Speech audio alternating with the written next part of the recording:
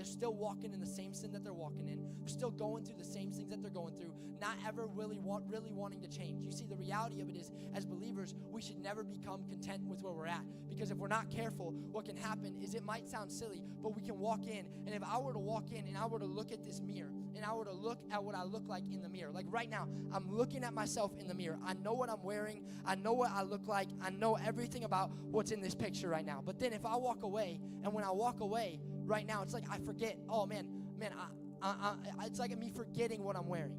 It's like me forgetting the things that's going on. It's like me forgetting what I look like it talks about in the book of James. It's like me walking in, looking at myself in the mirror, and forgetting that I have brown hair.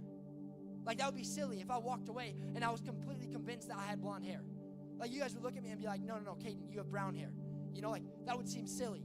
But what happens is, a lot of times what we do as Christians is we walk into church, we hear the message, we hear the word, we hear what it's like, we hear what we're supposed to do, but yet we walk out of these doors and we completely forget everything that we once heard. But we as believers need to not become hearers of the word, but doers of the word. We need to become people that don't just look in the mirror and forget what we look like, but look in the mirror and walk out in the standard that we're called to walk out in. And tonight, what I believe we want to go through a journey of the book of James and see what it looks like, and see what we as believers are called to do and how we're called to live. But my prayer is that we wouldn't just come into the room tonight and listen to the word, but my prayer is that we walk out of here and we remember the word, and not just remember it, but become doers of the word. In Matthew 24, verse 12 through 13, it says, because of the increase of wickedness, the love of most will grow cold, but the one who stands firm to the end will be saved. The title of the message tonight is Endure to the End.